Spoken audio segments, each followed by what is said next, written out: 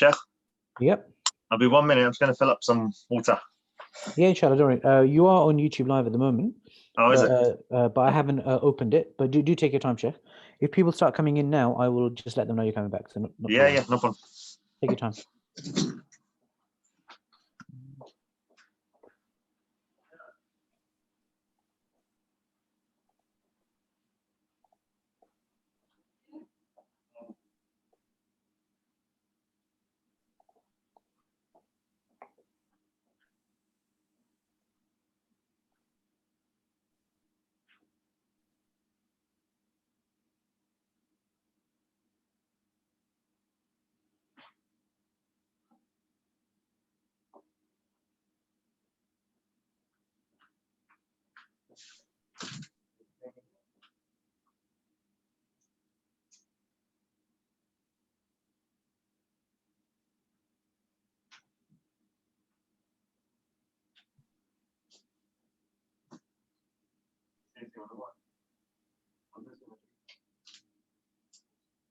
How do you know how to?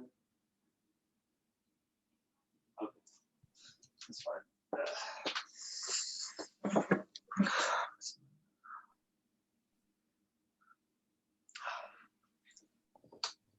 Okay, Sheikh, we're going live now.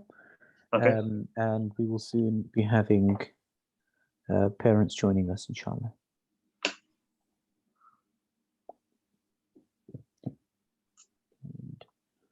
I'm just going to give you. Sheikh, could you send me the Zoom ID, please? Yep.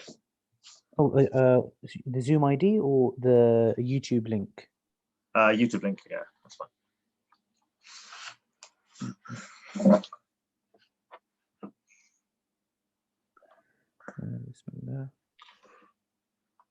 Sheikh, are you gonna co-star in this session?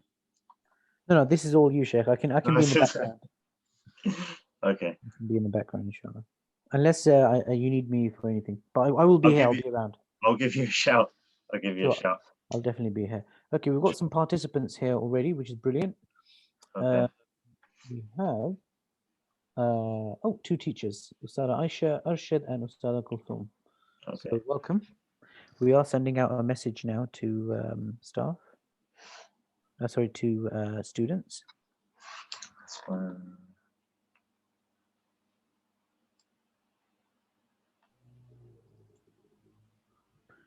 And Ryan Ustadh Zainab to do that.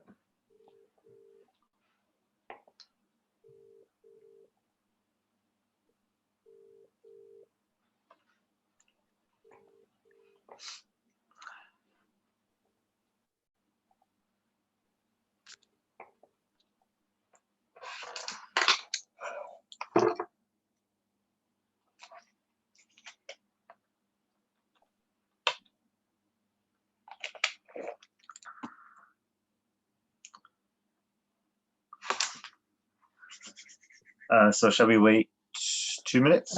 Yeah, let's wait a few minutes. It's just No problem. Right, something in the chat. Walaikum salam.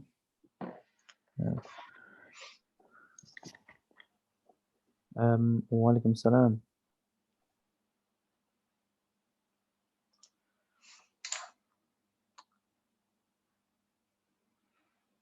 Walaikum salam wa rahmatullah.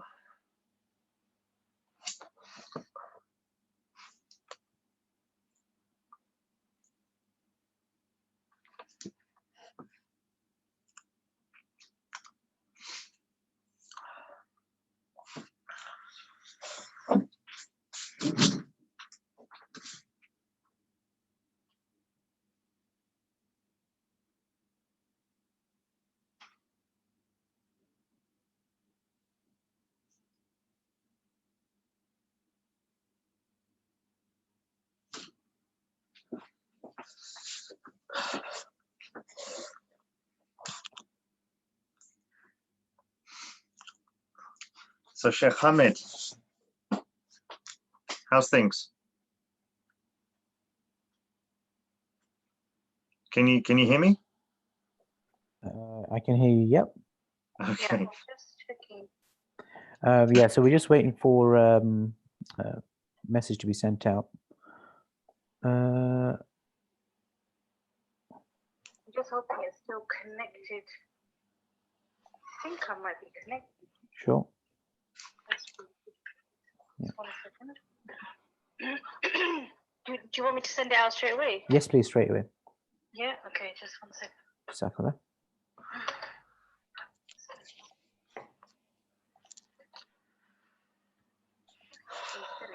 to the.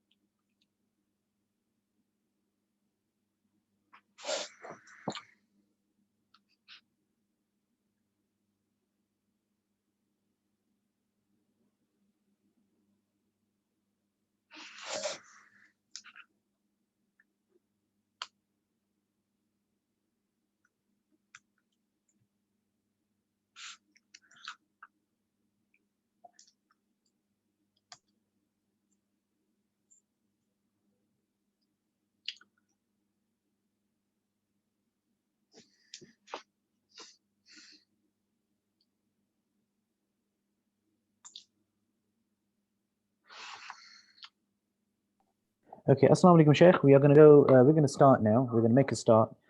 We'll just sure. ask questions. We'll start with some questions first, whilst we're waiting for a few more people to join. So if you just bear with me for a second whilst I try and sort this out. Mhm. Yeah, so we'll start with a few questions from YouTube. So we have Adam Gardiner here, who's saying, Assalamu alaikum. Walaikum salam. Do I have access to these questions, or is it yourself? They're on YouTube, so if you were to get the, I've sent the link to you, you'll have access to them as well. But YouTube ones you don't have access to unless you're Right.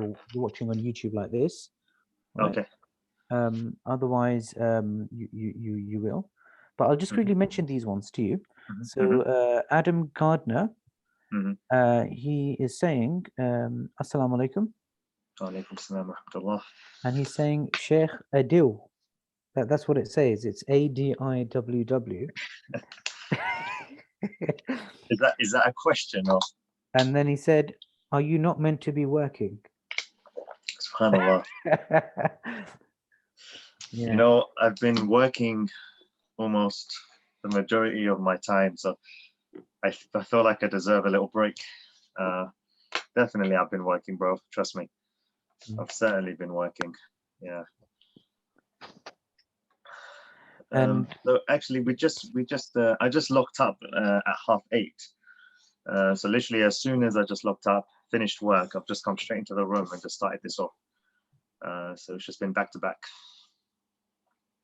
Yeah. I think, Sheikh, you can start your reflection now. We have people who have come through. So off you go. Yep. Okay, let me just have a quick browse. I think I should start by saying I'm a bit new to this. I do apologize if there are glitches. And of course, I'm not used to talking to a mobile phone. So it's actually hard to imagine there's other people there watching me. So inshallah, I won't make a fool out of myself. Let me quickly introduce myself. So I am a teaching assistant at Fatima Elizabeth, and I mainly teach the older boys, the teenage boys in Abdullah Quilliam. So I teach them tajweed, and I also assist in the Islamic studies. I've just got a question here. So what I'll do, I'll answer them later on, inshallah. So on the weekends, I'm a teaching assistant, and on the weekdays, I am a practicing pharmacist. Now, alongside my my day-to-day job, which is a pharmacist, I'm also doing on the side something called a clinical diploma and independent prescribing course, which really means that I have my hands full, subhanAllah. And where I thought that this pandemic would give me time to isolate, which is not a bad idea, as I've got major submissions and deadlines coming up. Instead, as you'd imagine, I'm doing back-to-back shifts and twice as many hours as what I'm used to. So it has been very tough. And just more recently, this is more of a personal message, but we're living in a chaotic time, especially for NHS workers. And during this time, I was actually promoted to a managerial role whilst this was happening in the last 2 weeks. So you can imagine, whilst this was happening, I had the extra headache now of ensuring staff safety, making very important decisions, keeping up to date with like government guidelines and recommendations, and making sure everyone is safe. So it's been very, very tough on that front. So right now I am based in a pharmacy in East Village, Stratford. So it's a multidisciplinary team where we have a GP surgery, a pharmacy. There's a Moorfields Eye Hospital here as well, where they do minor clinics. And there's also a sexual health clinic here as well. So a multidisciplinary team.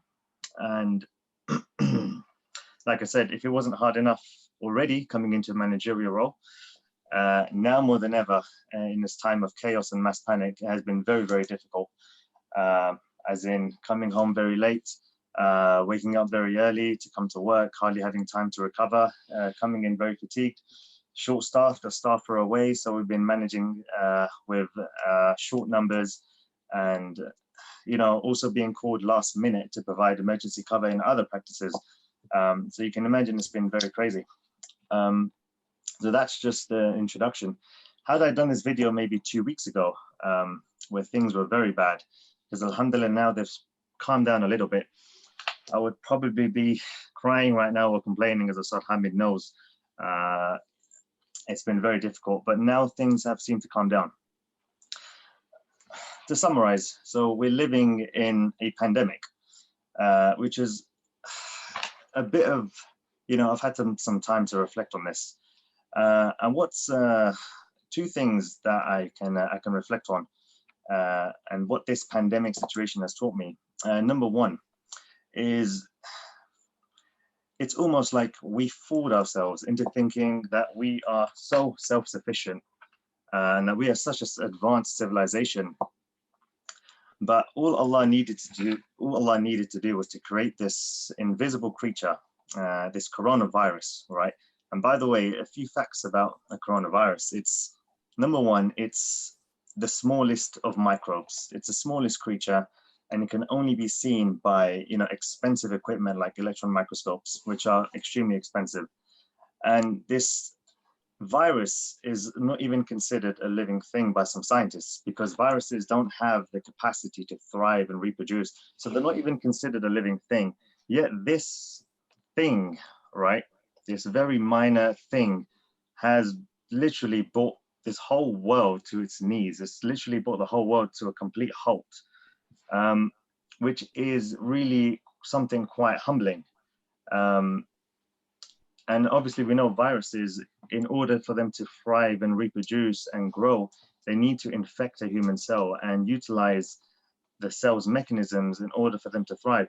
And this is just obviously a time of, a moment to reflect of Allah's power and how, Allah controls everything, and we are not self-sufficient, and we only rely on Allah. And obviously this thing has affected everyone. People have died, people are very sick, people have lost their jobs because of this situation. Even members of my family have lost their jobs, and a lot of people are going into depression because I'm dealing with this firsthand. And obviously plans have had to change. People had planned to go on holidays, even weddings, honeymoons, and other events have been cancelled due to this, and including myself as well. And this is the second point of reflection. Whereas I was due to go for Hajj this year, and also I had Masjid al-Aqsa booked for Ramadan, and that's obviously been cancelled. And as we know, a lot of the masjids are closed, including the Haramain. Even the Haramain is closed. And that really shows that Allah does not need our worship, but rather we need Allah. And Allah is really the best of planners. So that is the second point of reflection for myself. I'm going to show you something here. So part of my job, by the way, is as well as just a community pharmacist, I'm also running a private travel clinic, which means I provide vaccinations and anti-malarial services.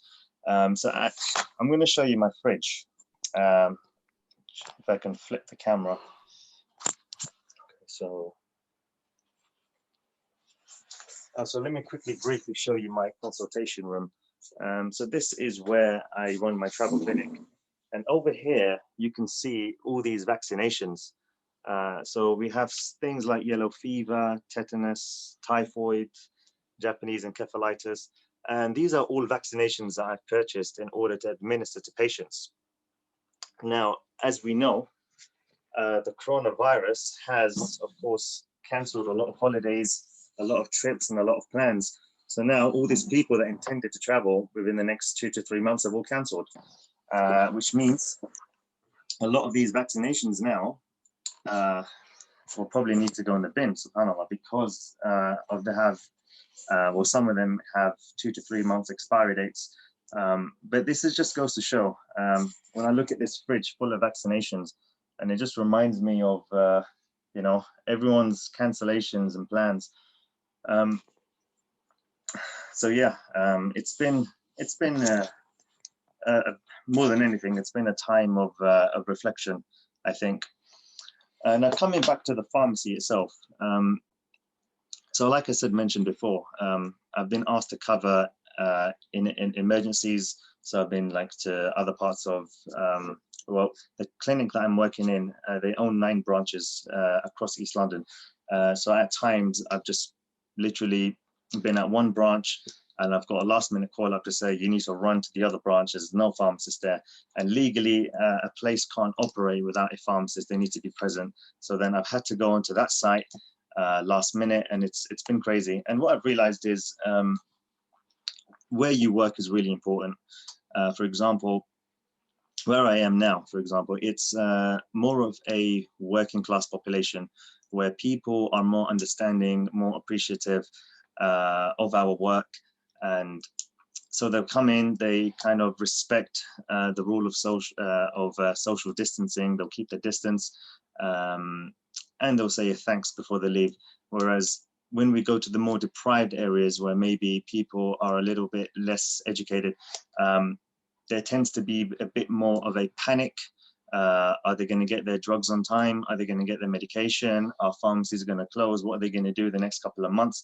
What they've tend to do, well, what they've done literally is swarmed us, and it's literally been a battle with some of the patients. So where you work is very important. That's one thing I can say. The major talking point for pharmacies really has been stock.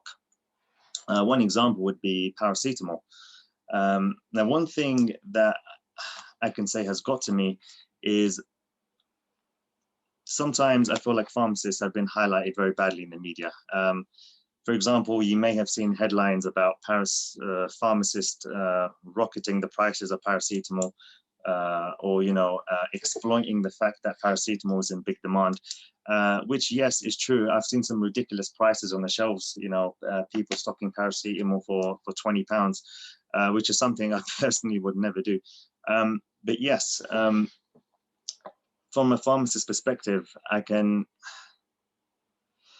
tell you that not only is paracetamol expensive to the consumer, but it's also expensive for us, so we need to think that we need to make paracetamol available. So as we know, or you may know, paracetamol is manufactured in China. The active ingredient is made in China, and because many of their factories have been disrupted because of efforts to contain the virus, this means shortages, importing shortages, and shortages for the NHS, which means manufacturing companies will obviously increase the prices when they supply to the pharmacies, which means then And very simply, we need to increase the prices to the customers. Now, not excessively to the point of £20, but there's also that, we need to, as a business, we need to respect a markup of 1.8. So for example, if we purchase something for £1, we sell it for £1.80. That's just our business markup.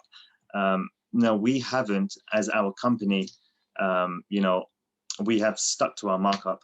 But if paracetamol prices, if you've realized that they have increased to maybe £4 to £5, it's really because manufacturing prices for us, have also increased. The other, I can say, issue with drugs, I mean, we are expecting some medication shortages, and I think, I pray that we won't be in such a difficult situation. But right now in the drug market, it is looking a bit bleak, unless something significant changes. The other question, which has come up a lot in pharmacies, have been the issue of ibuprofen, which has been highlighted a few times. Does taking ibuprofen worsen the symptoms of COVID-19? Now, very interesting. Now, there is a regulatory body called the MHRA, which stands for the Medicines Health Regulatory Agency.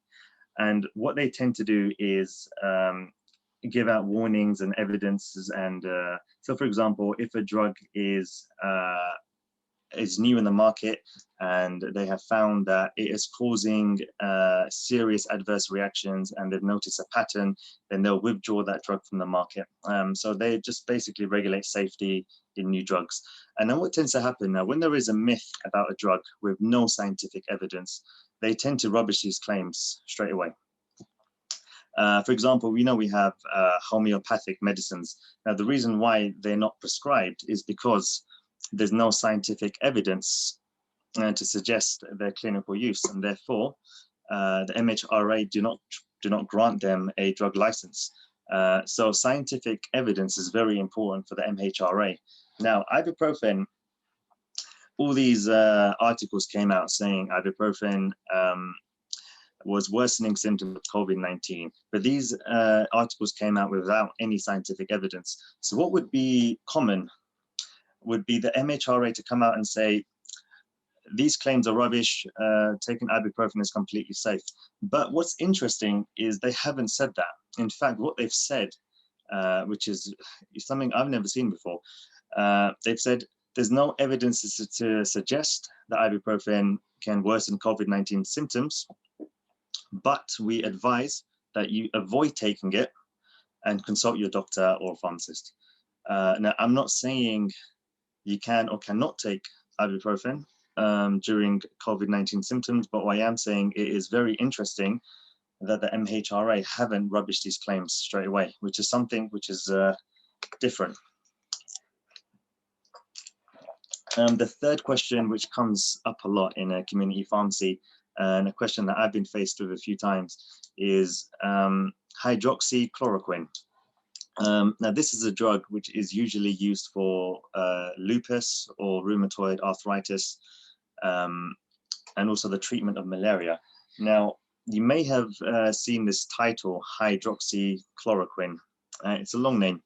And there are global reports that this drug is being used as a treatment for COVID-19. So we have some patients who are coming in and asking for this drug just to stockpile in case something happens. Now, it has not been approved in the UK as a medicinal use for COVID-19, and therefore it is not available, and I don't think it will become available. From what I understand, they haven't even started clinical trials in this country for hydroxychloroquine in order to even use it as a cure for COVID-19. And the fourth question, which I feel like comes up a lot, are testing kits. Now, about one week ago, we were told by our agencies that they would make testing kits available for NHS frontline staff and also available for our patients. So pharmacies would be used as a collection point.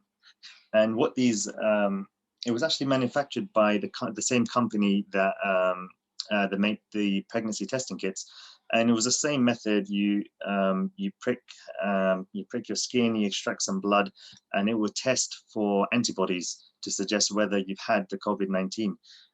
But what I understand now is that there is a delay in these testing kits.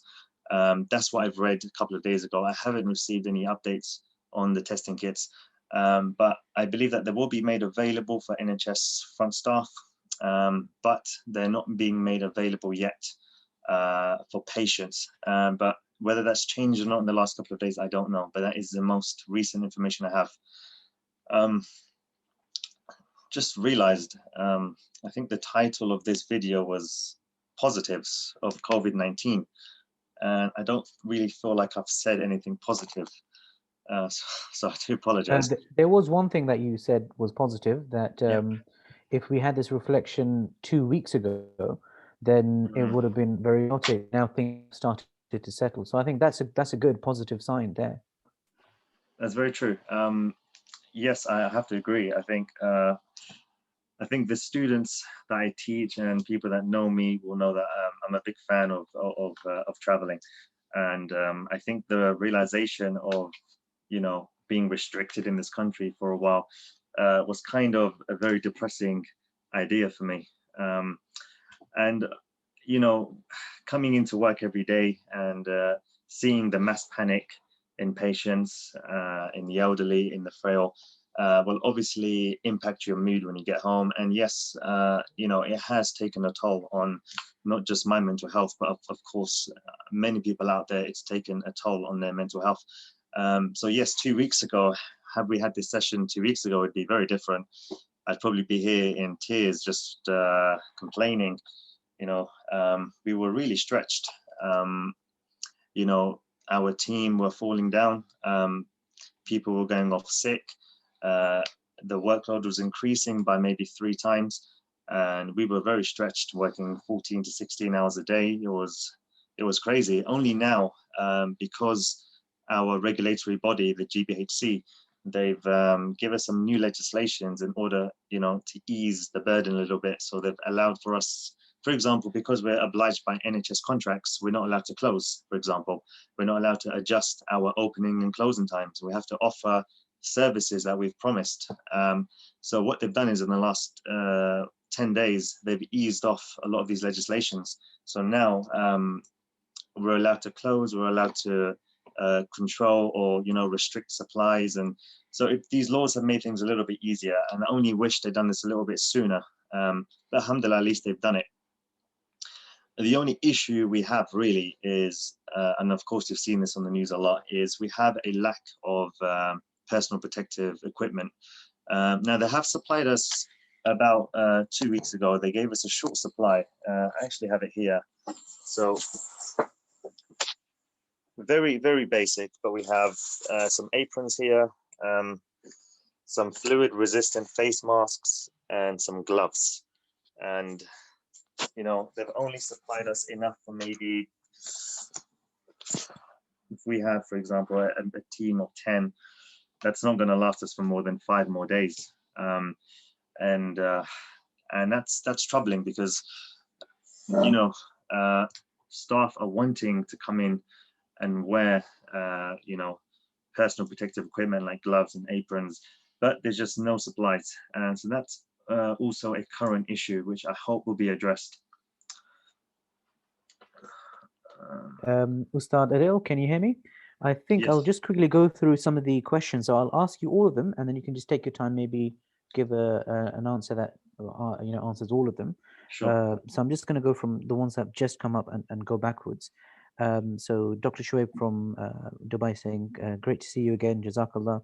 Lots of people making du'as and saying, Jazakallah for reaching out, and also for the things that you've been mentioning as well. So Jazakallah for that, Sheikh. Someone's mentioning that their local pharmacy is charging £2.50 for paracetamol. Someone, I think earlier, mentioned 19 pence. And maybe we might not want to say the name, because everyone might just go there and they'll be out of stock. Okay, so some of the questions that are coming in now, for instance, is about the use of masks. Okay, Mm. are they useful? How are we supposed to use them? What's the Mm. purpose behind? Or do they actually work, kind of thing? Mm. So that Mm. if you can just talk about that also. And also, there's a question: do you think we can still go out to buy essential items, or is it peak right now? So I think if you can answer these, and then if more come up, then I will stop you and later on, and then you can continue. Is it peak right now? It's very peak right now. Okay, now the question of face masks, that really is the question, which I feel like no one has the answer to, because I've tried to research this. Are face masks effective? And what I find is articles really, you know, there's no right or wrong answer here. Some articles say yes, the virus is large enough not to penetrate the face mask, and some articles say no, face masks are useless. So there's no, that really is a question which I feel like no one has been able to answer yet. Are face masks effective? But what I would say is it's dependent, because there are different types of face masks. So we have the standard face mask, we have fluid resistant face masks, we have face masks which are specific for viruses, which I know they use in biomedical labs. But what I would say to that is they may not be 100% effective, but they will offer some protection. They will at least offer protection from droplets. So for example, coughing and sneezing, droplets which are produced from that, they will at least protect you from that. So although they may not be 100% effective, they will provide some, they will be somewhat effective. So that's my take on a face mask. But they are becoming extremely popular. And one bit of good news is that my company have managed to secure a lot of face masks, which I know were in high demand. And yeah, so they are extremely popular. And I'm not going to make a recommendation to wear them. I personally don't wear a face mask. Face masks have two sides. Sorry, I just have a question of face masks just now. Just take a quick look.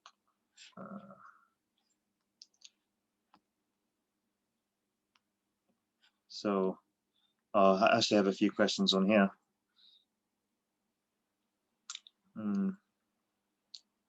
How much is paracetamol? I actually need to check. Face masks have two sides. If you're not infected and you want to protect yourself, which side should you use?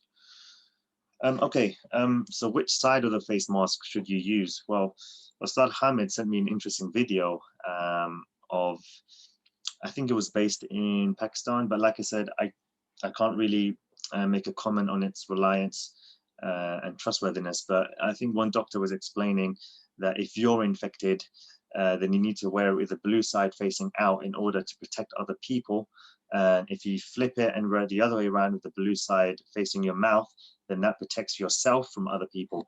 But like I said, I can't verify that. But that's what that video suggested. But yes, face masks is it's a big question. Is it effective? And I would only say that it can offer some protection, but whether it's 100% effective, it's doubtful. To answer the other question, is it peak to go out right now? I feel like one of my students must have asked that question. What I would say is,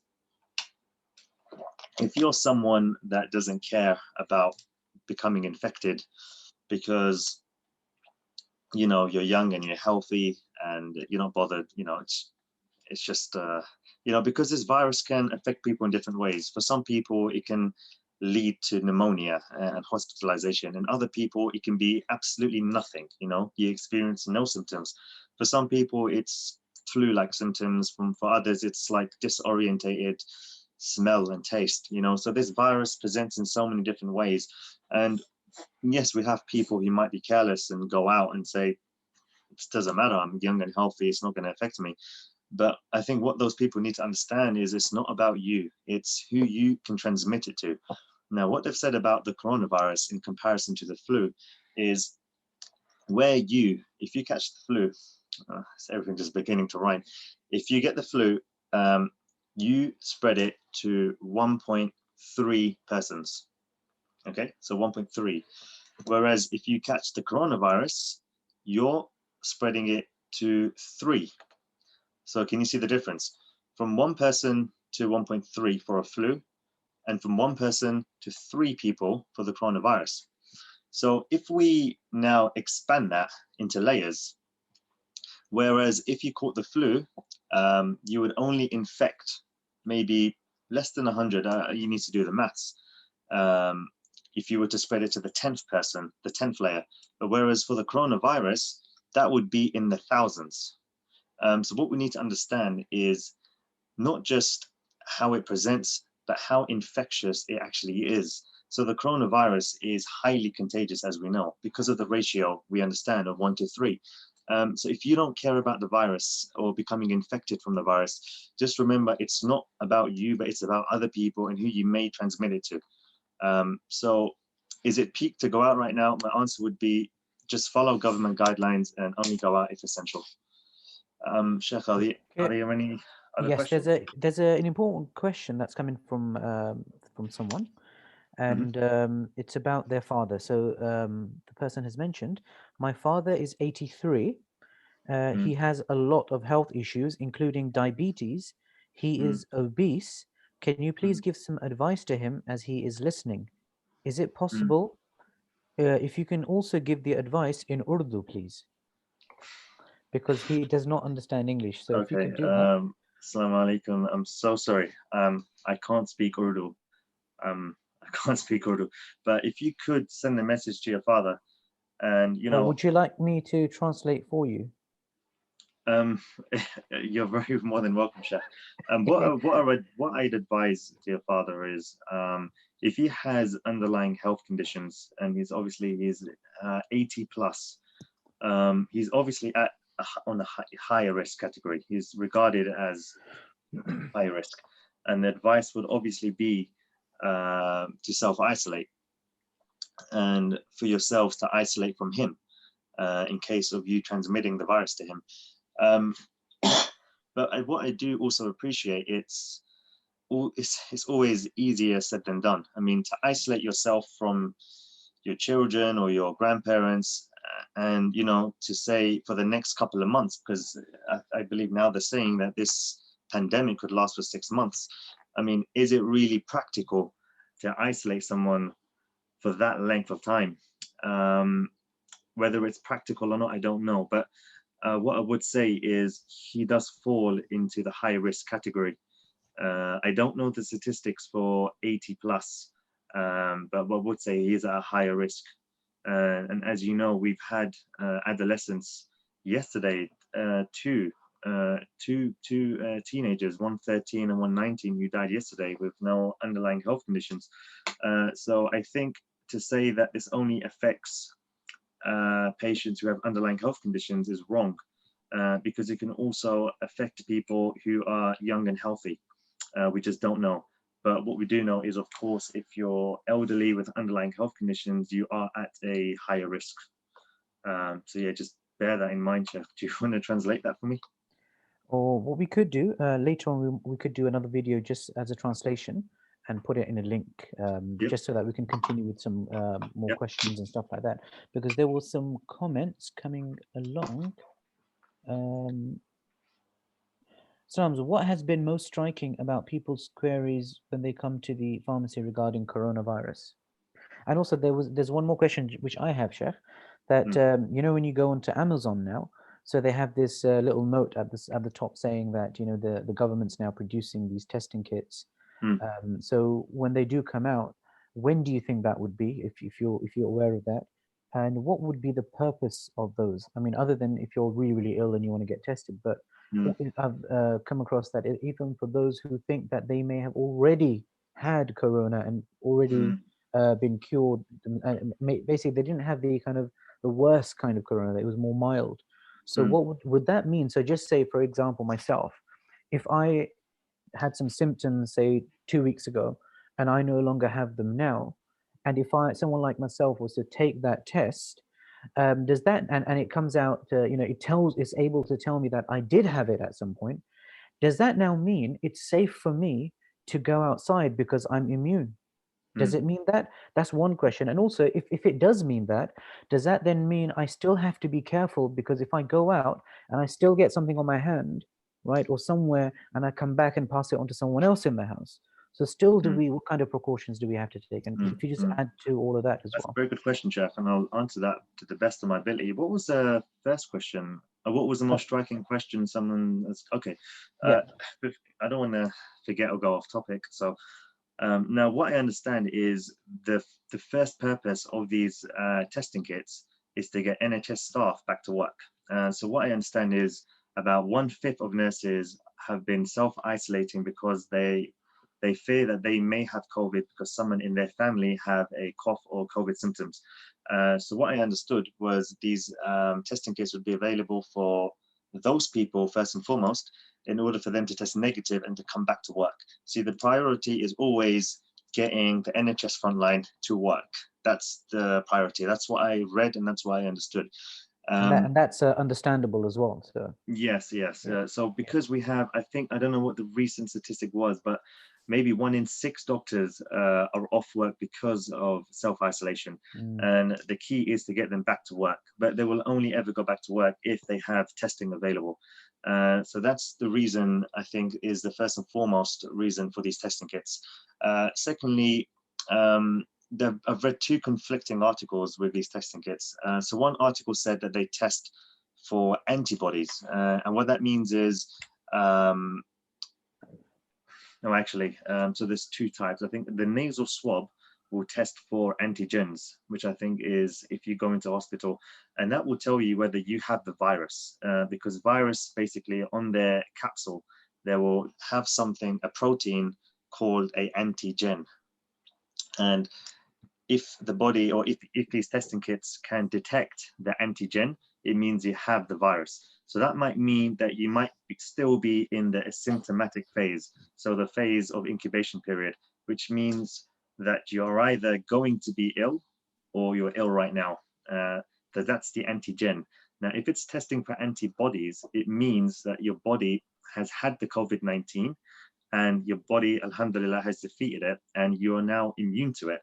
Now, I believe only very, very rare cases, I think there was one, I think in Japan or China, where they found a case of reinfection, which is very rare, but we've also seen it in chickenpox, where we say chickenpox only affects a person once, but there are very, very rare instances where chickenpox can recur, can come again, but it's not common at all. So yes, once you've had COVID-19 once, it's unlikely, or we can simply say you're immune to it. You're not going to get it again. Now, sorry, Sheikh, I've lost track. Was there a second part to the question? Yeah, so the second part of the question, I'll repeat again, was just, so now just say, if if the testing kit informs me that I have had coronavirus before, and now it tells me that I'm immune, so can I is it safe for me to go out? That's the first thing. You've already mentioned that somewhat as well, that there are very rare cases where you can be reinfected. So if I can go out, is it, what precautions should we still take at that point?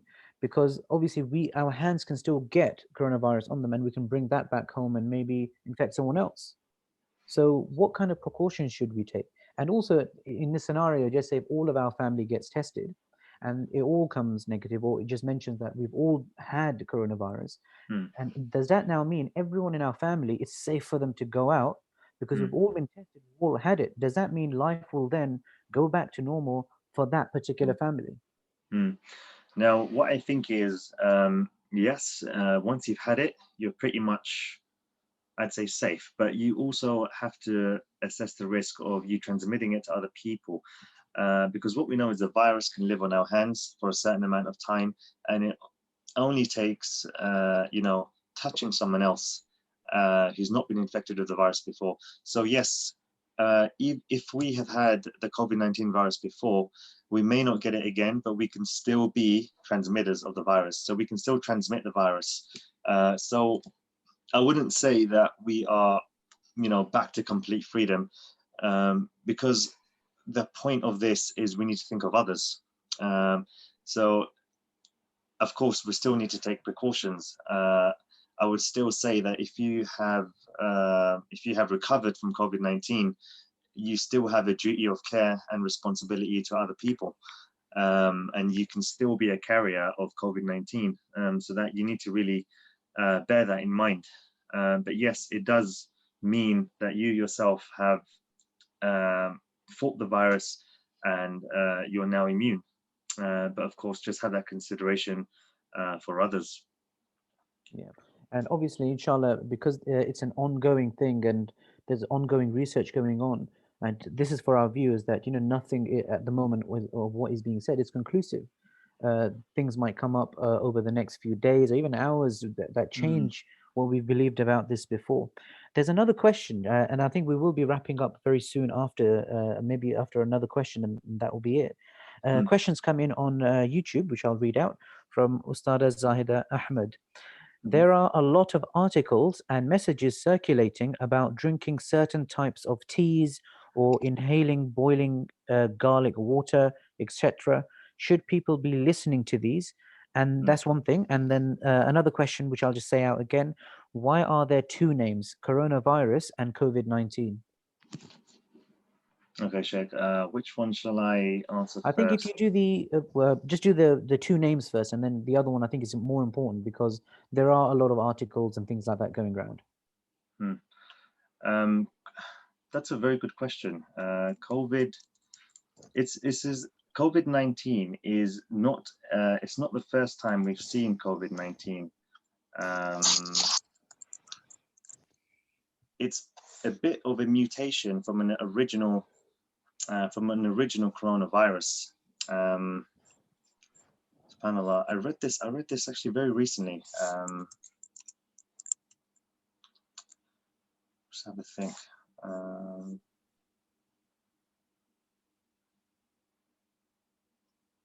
I'm going to leave that question for now. That's a good question. COVID-19. COVID-19 is categorically it's SARS. So it's a SARS virus. We saw the first outbreak of SARS virus, which I think was COVID.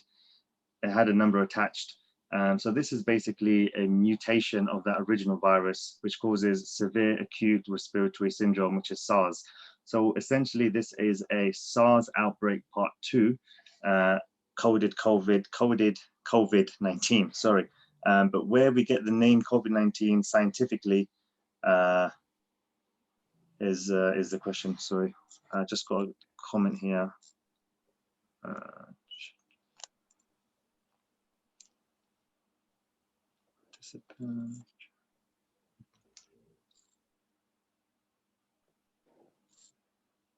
So Ustadh Kulthum says, CO for corona, V for virus, 2019. Okay, I don't know where the nomenclature comes from for coding these viruses. It's something I need to look up. But where would the D come from then? COVID, She just mentioned D for disease. Okay, very interesting. Yes, so that might be correct, but I haven't actually looked into where they get the nomenclature from in naming these viruses. And the first question in regards to herbal teas, these are recommendations. And also, there's a lot going around about they said because the virus starts in the sinus, to then kind of have either Vicks or garlic or black seed oil or whatever inside boiling water with your head covered. So, I mean, what's the reality in any of these from perspective of a pharmacist? So you can't really tell us the herbal benefits, but as a pharmacist, what would you kind of say? Definitely, I would take on these recommendations. I mean, these things such as hot drinks with infused with lemon, ginger, and honey. This is actually recommended on the NHS website. If you go on the NHS website, and look up cold and flu remedies, you will certainly find this information of infused garlic, ginger, lemon. Now more recently, we're seeing black seed oil come up a lot. But yes, these hot teas and infused drinks are important more as a preventative than a cure. Although they can also be used as a cure, they are more effective being used as a preventative. And I think you can verify that on the NHS website. So what they recommend is ginger is, for example, a powerful antioxidant, which is better as a preventative measure rather than as a cure. But you can read this all on the NHS website. But definitely these drinks do have evidence attached to them, not only for COVID-19, but just for our general health and well-being. Allah has given us these amazing these vegetables with you know, and these amazing fruits and vegetables, and with such powerful qualities. And yes, they are a means of prevention, definitely. One thing I wanted to add, Ustadh, and ask you as well for your opinion. So amongst our families, you know, we have many uncles and people who come up with, you know, their own, you know, medicines, and they say, look, you do this, or you have certain kind of herbal thing this many times, and you know, it will cure you from everything, right? Yeah. So isn't it important for our, you know, for those listening to us, to ensure that we are in touch with, for instance, with websites like the NHS, the World Health Organizations? Are there any other sources that you think are the most reliable, so that we can go back to them? And what would you say about, you know, people in the community who are trialing and testing stuff out of their own, you know, garage, as you would say? Sorry, could you just repeat the second part about the trialing? What was that? Sorry. Yeah, that was just, you know, people in our communities who try out their own herbal medicines. You know, they don't have expertise in this field, and they go about to, you know, try and give out these cures. Yeah. What would be your advice, coming from a, you know, from as an expert in medicine?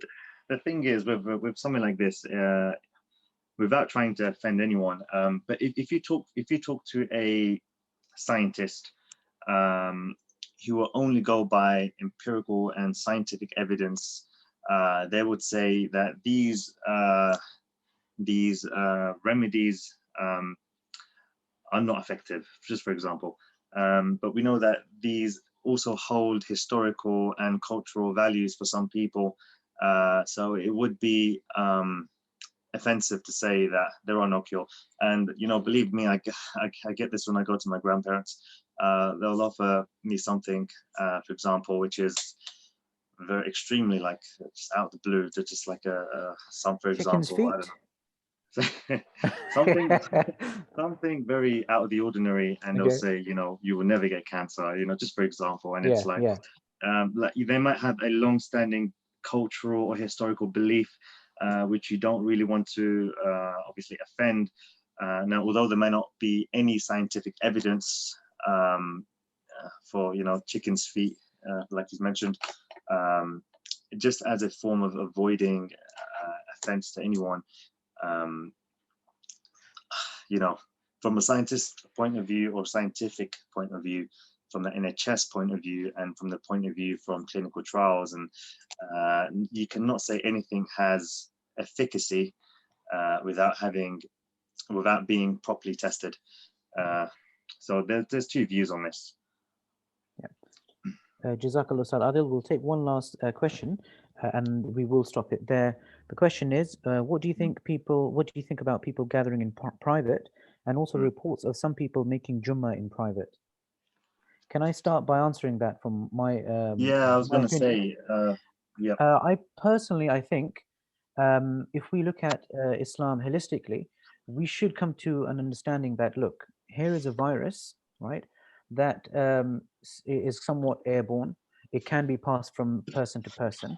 So the thing that we should be doing at this point is avoiding any kind of contact, avoid going to people's homes, And if we are going and we are doing this, we are in effect spreading this virus. So we are harming people. Okay. And Islam does not allow us to harm people. And alhamdulillah, now I think the majority of ulama have also, given fatwa to say, yes, there should be no Jummah Salah. Now, however, if you are at home, for instance, or if you are at work, you're working together anyway, right? There you can have that. But if you're kind of going from different homes to one location and you're standing close together, then you are going to be causing harm. Just to give a bit of a historical anecdote here as well, there was a time in Muslim history, I can't remember all the details at the moment, but there was a time when there was a epidemic that spread in in the Muslim world. So a few people started passing away, just a few. And what happened then was they decided that they would all gather. And remember, this is in a time when they didn't have the kind of technology, the science, the understanding about viruses. So initially there were a few people, then they decided to all gather in a field to make dua to Allah, right, all together. And what the historian writes is that before they gathered together, there were very, very few deaths. But following the gathering, the deaths not only multiplied, they just went out of control. And many, many more people started dying. So from that, we could now understand that it was airborne. And because they got together, they then started spreading that virus at the time. And also there have been cases and times in our history which scholars like Ibn Khaldun have written about, and many more scholars have written about. So there's a case where about 700-800 years ago, all the mosques in Egypt and Al-Andalus, Spain, were closed, and there were no musallis, there was no one there, no worshipper to attend those mosques. So this has come to us before. I think it's important to also be in touch with our history as well, to understand, okay, something like this has happened before. What have Muslims done at that time based on their knowledge of the time, and what we would have done if we had this knowledge back then. So it's just a way of kind of looking at it as well. Would you like to finish off on that, Ustad Adil, if you want to add to that? Anything I else or think you summarize? hit Yeah. the nail on the head, Sheikh. I don't need to add on that. I think that Or question, the arrow on the target, Sheikh. what I Yeah. wanted to show everyone before we leave is my robot. Do we have time for that, Sheikh? Yeah, go for it. Go for Can I it. show everyone my robot? It's very. Absolutely, yeah. Amin, Ustad Aisha. This is my robot here, but I want to show you how it works. It's very, very interesting. I don't know if anyone has seen a robot before, a dispensing robot. I'm just going to flip the camera now. Now, that's what I'm going to do. So basically what happens is, I'm just going to, let's say, highlight paracetamol. Not to rub it in, of course, but let's say 10 packs of paracetamol. Yeah. And what will happen is my robot, I don't know if you guys can see that, but what this robot is doing, it's basically picking out all the items.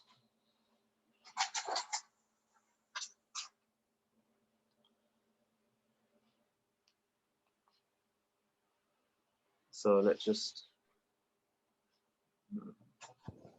That's really interesting, Chef. And what it's doing, it's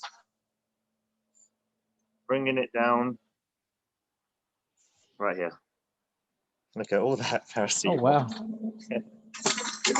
Now the question is, Ustad Adil, how are you going to get those back up that spiral?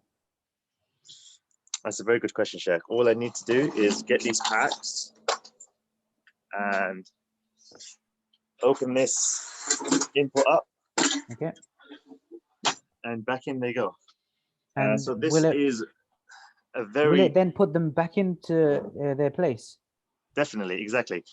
So we store up to about 5,000 drugs. Just behind this wall is the dispensing robot, and like I said, it stores up to 5 to 6,000 packs of drugs. It's just an amazing piece of kit. There's two more questions based just off on that. One question is, would this then mean the end of the pharmacists?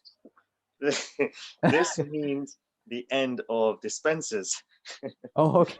No pharmacist. But no, this basically does my dispensing for me. So it's anything I need, I literally just type in here, and my robot will basically give it to me. It will show me the expiry dates, how many packs are stored in there. But of course, what that does mean is it does need some maintenance, as all robots need maintenance. This is one major headache sometimes. But alhamdulillah, it's very good. It's a very good piece of kit. And the last point that Ustad Aisha Arshid has raised and questioned is, does it do housework and cooking? Inshallah, maybe in the future we can get robots like this that can do housework. Yeah, absolutely. So Ustad Aisha, this is just the beginning. There's much more to come, inshallah. Honestly, I feel like 5 years ago, well, this robot has been around for about 10 years. But I think before 10 years ago, if you came up with this theory of a robot with a picking head, picking out items and delivering it to you, because rather, just bear in mind, there's not just one chute, there's 3 different chutes. I've got one on that computer and one on the far end. So it's a very, very intelligent piece of machinery. So maybe, inshallah, Ustad Aisha, we will find robots to do house cleaning. Inshallah, who knows? Yeah. All right. So I'd just like to take this opportunity now to thank you, Ustad Aadil, for taking out your time and giving us this time, because during the day you are obviously extremely tied up with all of this, and also throughout all the days, with your job as a pharmacist. But you still, were happy to be with us from 8:30 onwards, which was very kind of you, after your pharmacy closed. So that's great, and that goes back to Mufti Gardiner's question of when he asked about your job, whether you were supposed to be doing your job or not. So Jazakallah for that, Ustad Aadil, and Jazakallah. And hopefully we will see Ustad Aadil again, same time next week, with just reflections of how things are coming along on one of the battlefields on the front line. Jazakallahu khairan. Jazakallah khair. Assalamu alaikum wa rahmatullah. Thanks for coming in. Wa alaikum assalam wa rahmatullah.